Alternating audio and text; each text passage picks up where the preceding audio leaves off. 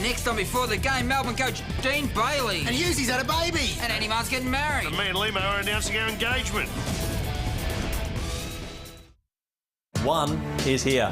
A 24-hour, free-to-air sports channel. To receive one, you'll either require a digital TV or a digital set-top box. One is available in both high and standard definition. Standard definition will be available on all digitally capable TVs. On digital channel 12. To receive the high-definition signal, you will need a high-definition enabled TV. It is available at Channel 1. For more information, go to 10.com.au/1.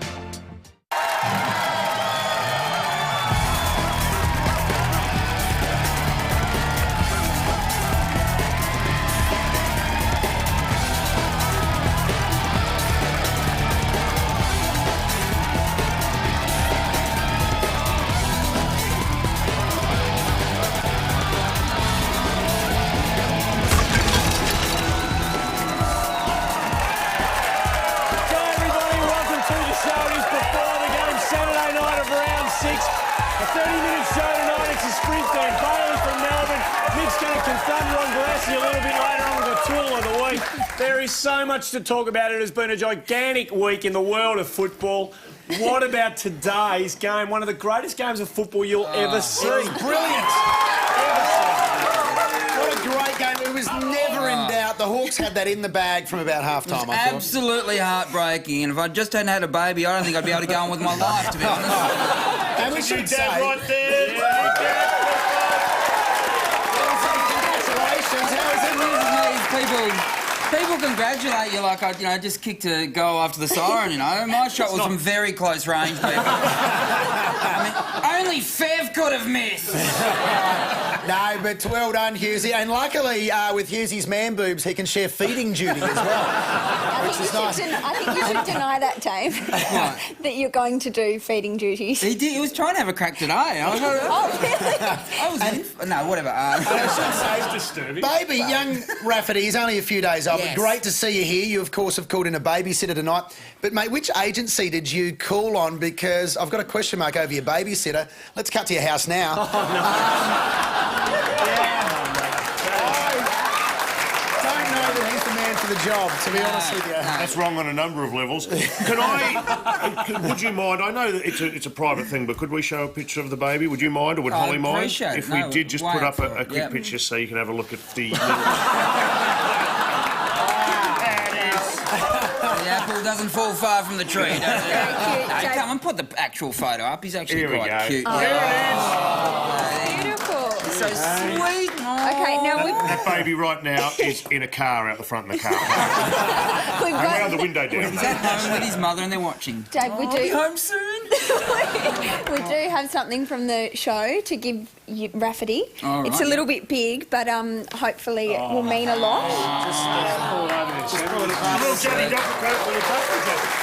Slightly... Little stuffy jacket. Little bit big, but there you We go. were going to call him Judd, but she said no. And also, too, we heard he did poo in his pants, so we thought we'd give him his very first little tool of the week.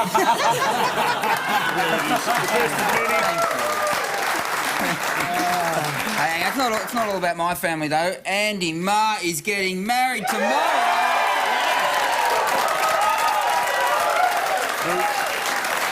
She doesn't know what she's doing. Can I just say one thing? Yeah. It's not too late to pull out. I really mean that. Could I just have 5 minutes of your time after the show? I'll talk to you after the show. I've got a really bad feeling about this wedding. I don't. The wedding... It's a horrible... It is. But it's going to be a beautiful wedding. Do you mind if we just have a quick look at the wedding dress? We've got a sneak preview. Oh, no, I didn't know that. Let's have a look. I haven't seen it. Just so lovely. And as well, Andy, you don't miss out. We've all chipped in and bought you a gift. Have you really? We've shouted you a trip to Mexico for the honeymoon. Beautiful. It was a cheap flight.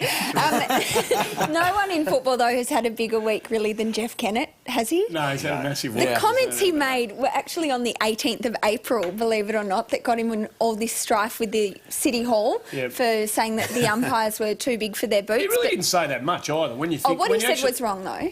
Yeah, but it wasn't that bad. I mean, he wasn't really abusing any umpires in particular. He said they were too big for the game, which is ridiculous when they're all 3 foot tall. But the way it sort of ended today, and Jeff Kennett was speaking at his president's lunch, bit anticipated. He actually bit his tongue and didn't say anything, but was given the option of attending umpire school or paying $5,000 and went to the fine. Surprise, surprise. Yeah, he's got deep pockets. Basically, everyone has a crack at the umpires, though. I mean, I'm not saying it's clever or smart, but Jeff actually thinks he's one of the people. He thinks he's like in the stands with the people. He wants to be one of the people. Let's have a listen to him recently talking about being one of the people. I find myself behaving like any other football-loving bogon. Yes. Football-loving moth. Yes. Apparently he's from Frankston. Bogon from Frankston. Now, umpire school, what happens at umpire school? Guys, does anyone know? It'd be like a nerd ranch, wouldn't it? Well, Mick, you say nerd ranch, but didn't you attend umpire school over the summer? I did. I actually attended. I did very well too. I was probably in the top 10% of my class at umpire school. The key is to listen. Don't say much, you listen, and you write everything down. Is that right, Mick? Yeah, because we had some before the game cameras there. You may not have noticed them. We've got some footage of you at umpire school. I generally speak to the coaches about the rules. Hey, Geesh, I've got a question. Whereabouts in the rule book does it say ponce around like a giant knob for square?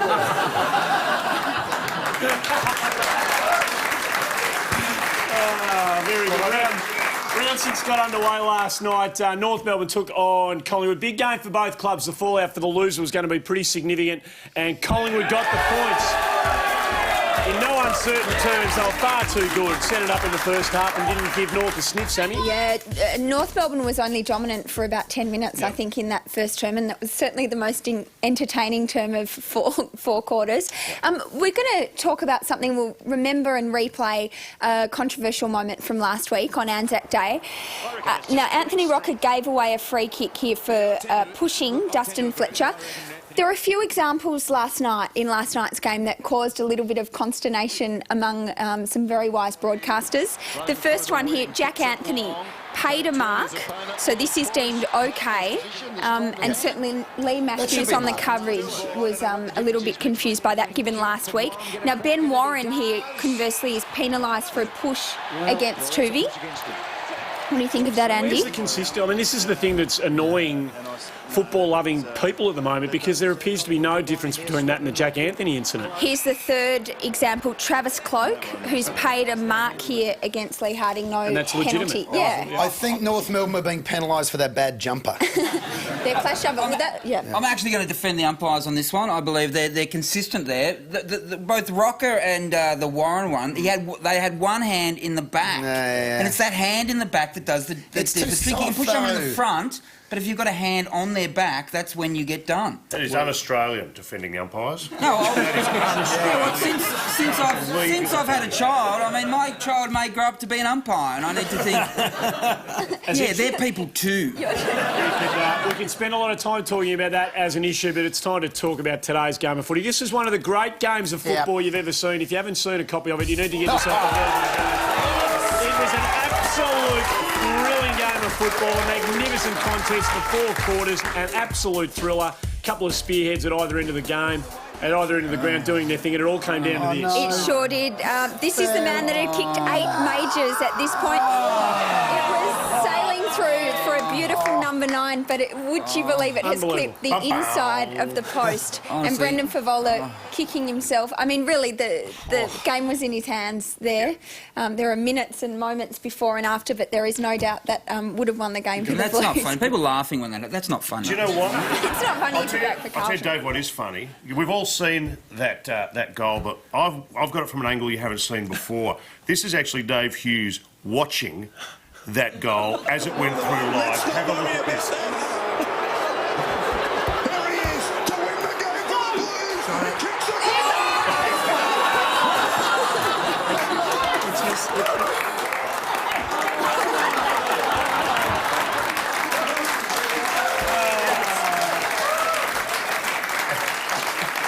And we had to it out before a massive expletive which was coming down the pike at that moment. Time now to cross down to the winners' rooms thanks to Jason Family Betting. It is our time for our Jason Family Betting Player of the Day. Who else but Jared Ruffhead? He was absolutely magnificent. He does join us on the show. Jared, well done yourself today. What were you thinking as you watched Brendan Favola line up for that shot at goal?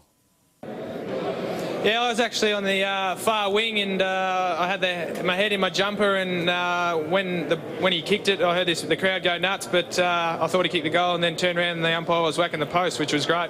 Now, mate, you were brilliant, no doubt about that, but, you know, Hawthorn did not deserve to win. It hit the inside of the post and it went through anyway. Could you, in a first in the AFL, could you just hand the points over to Carlton as a gesture of goodwill? No, I think we did very well today, and I reckon we earned the 4 points. Jared, we're going to have a look at some vision of your very controversial president and erstwhile football great passing on a bit of advice pre-match. What was he saying? You're looking quite amused and entertained. What did he pass on there? Yeah, he was just saying probably don't get too lippy with the umpires because it's cost him this week, so just be careful and try and keep the mouth shut. Hey, I'd just like to thank you on behalf of footy fans everywhere because it got so tight at the end there that I saw Dave Hughes over here. He had a baby yesterday, but that was far less traumatic than the last 5 minutes of that last quarter. So pass that on to the boys down at Hawthorn, would you? No worries at all. And thanks for ruining a perfect week. Ruffy, you were brilliant today, mate. You kicked 8. You're slowly pulling the focus off Buddy. Is he okay with that?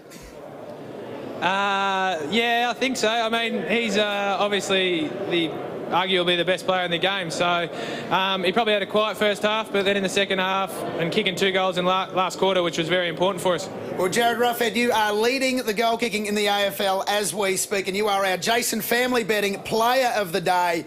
Take that pillow home with you, mate, and you'll sleep beautifully tonight. Good on you, mate, and all the best for the rest of the season. Thank you very much, guys. Cheers. Well, Jared Ruffhead, and what a massive week in the news it was, and I think we spotted some headlines that you may have missed. Mick Malloy has one over there. I do indeed. This one's from The Australian. Earlier in the week, it reads, Carlton draft Hughes' new son under the whinging father crying baby rule. Good one, Mick. Great one. This one was in the Herald Sun. Grant Thomas goes in hard from comfort of climate-controlled studio. And this one in The Age during the week. Chicken wing tackle now comes in hot and spicy. We're going to take a break here on before the game. When we come back, Mick's going to go head-to-head with Ron Barassi and Dean Bailey, coach of the Demons, to join us on the show.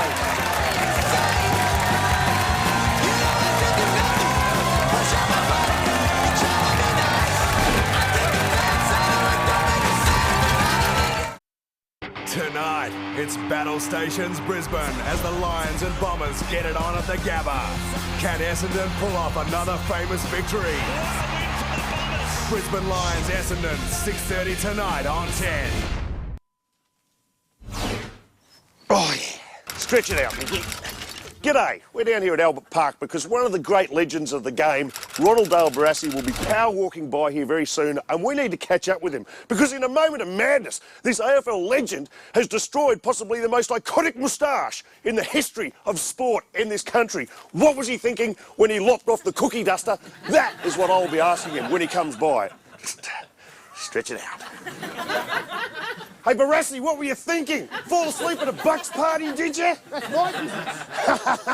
Why do you change your name to Ron Bear Lippy? Hey, what about that? Gone the Brazilian in the downstairs department, have you? I'll be back, Barassi. I've seen old Italian runners with a hairier top lip than that. You've just been replaced on my list of favourite moustaches by the biker from the Village People. I'll be back, Barassi. What's Barassi Italian for? Nude upper lip, is it? Did you whip it off with the upper lady? Quick, out of here. Out of it.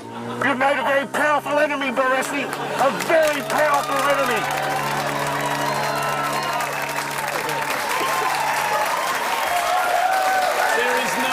He's a legend and an icon of the game, and if you do want to get the icon of the game book, the Ron Barassi icon of the game book. You can get it at www.ronbarassiscrapbook.com.au. He is an absolute legend, and thank you, Ronald Dale, for doing that very, very good work from you, Michael Malloy. He's a good egg. I think he was slightly intimidated by me, though. I think he was. I would have been. Major balls in the one paddock. That's going to happen. We're going to invite our first and our only guest on the show tonight. Please put your hands together. Melbourne coach Dean Bailey, everybody.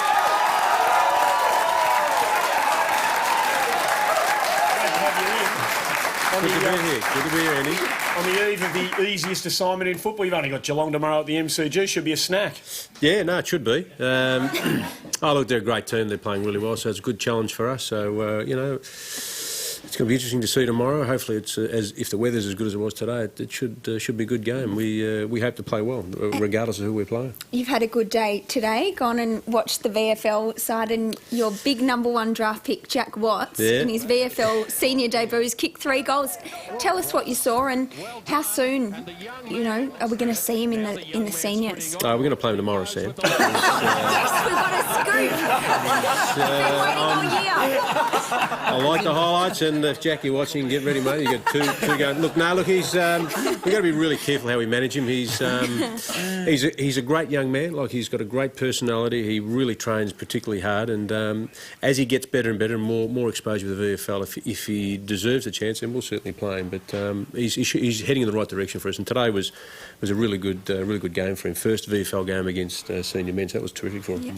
Yeah. That is a great answer, and you're a great media performer. There's no doubt about it. Often, though, I think you deploy sort of I can't say the word, but tactics that try to put the press off just before you start talking to them. Let's have a look at your press conference recently. This thing. Now, are you trying to scare everyone away before they start asking tough questions? No, It's interesting look you put on there. Yeah, the eyes going. Can I say something on that? No, you can't, Mick. No. The thing about that was, I got in there, and just before that, I actually had something in my eye, and I was trying to clear it as I'm sitting in there, but my kids will enjoy that. They'll reckon that's fantastic. I'll tell you what, though, you're right for saying that Mick Malloy can't talk about this. You're right. What are you talking about? No, well, before the show, Mick Malloy. What are you doing? What goes on with your head when you're trying to get ready to do a show? Let's have a look at this. A little bit earlier. Welcome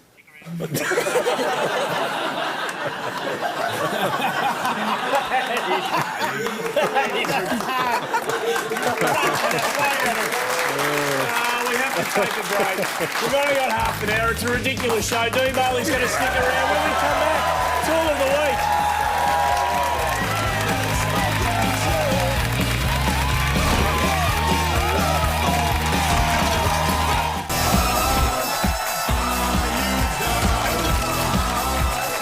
Before the game, Melbourne coach Dean Bailey, our special guest, and Dino, coaches are responsible for selling the footy club, and you've been good enough to come on tonight, and there's a campaign called Dobbing a Doom, and what's it all about?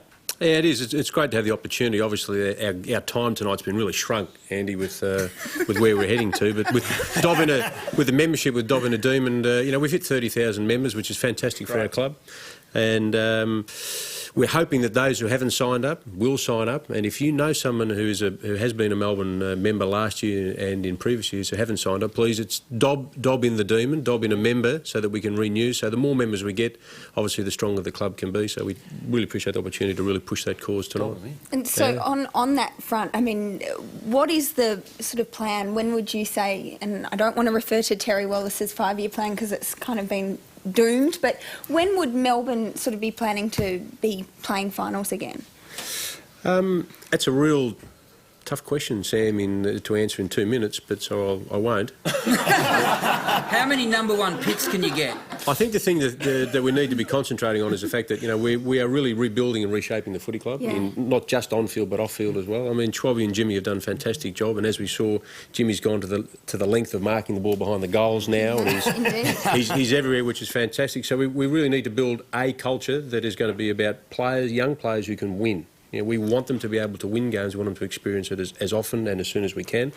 The development in players, I reckon it takes probably 2 full pre-seasons from when a player gets drafted to get to a level where they can take in with a week-to-week physicality of the game. So in 2 years' time, 2 full pre-seasons, if I said Jack Watts, 2 full pre-seasons in 2 years' time, someone like Jack or someone like James Strauss, those type of players that we've drafted this year, I think physically they'll be in a pretty good condition to compete harder. And we're certainly looking forward to the Melbourne Football Club playing finals footy again, but now it's time for a segment that during the week delivered Hughesy's baby. It's the Home Hardware.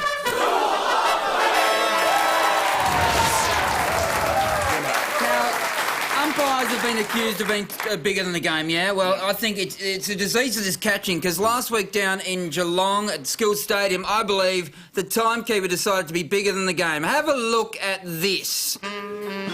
Maybe the 50. Watch the that's the siren. Stop now, siren. Stop now, siren. We've got it. Stop.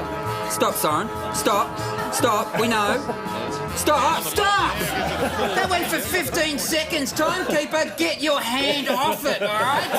That is ridiculous. You are the exceed impact drill. You know, you're not a drill. You win the exceed impact drill from Home Hardware. You're tour of the week. We have to take a break. Dean Bailey's going to stick around. Come back. There's plenty more. Plenty more. Plenty.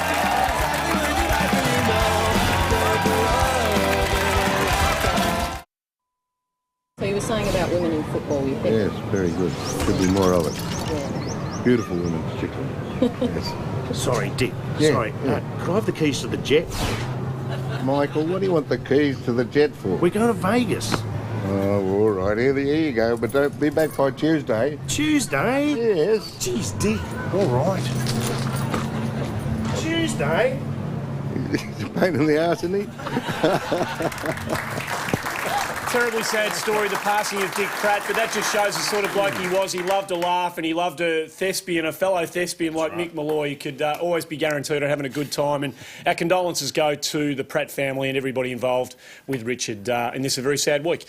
Dean Bailey's our special guest at the moment. We'll be back next week, of course. When we are, make sure you're watching the show with a footy record. Lumo's always watching the show with a footy record. And Dustin Fletcher. 300 games, good on him. And Dean, can I just quickly say, boy, do you suck up to the media. We've seen you giving out gifts. We've seen you giving out chocolate eggs. Here you are. Is it Easter time? You were giving out chocolate eggs? Yeah, I was giving out. It was our media man suggested we should give presents to and media. you're giving out something here. We don't know what this is, but you don't leave empty-handed. Mick Malloy has got you something. From the nature strip out the front. We got to go. Footy's up next.